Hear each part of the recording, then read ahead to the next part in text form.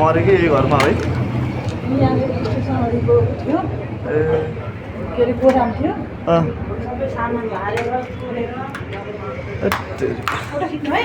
खिचिरहेको छु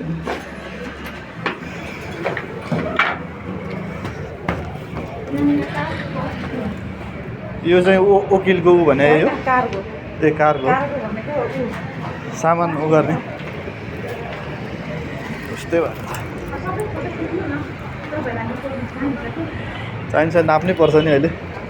खै हामी भन्ने रहेछ माथि गयो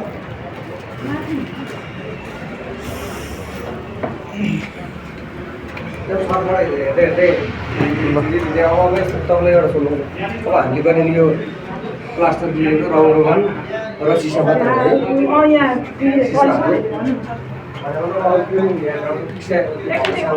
रमेश सरलाई सोध्नु न के गर्नुपर्छ तर ध्वस्त त पुरै ध्वस्त भएर चाहिँ दराज नभड्काइकन चाहिँ यहाँबाट मान्छे नै आउन मिल्दैन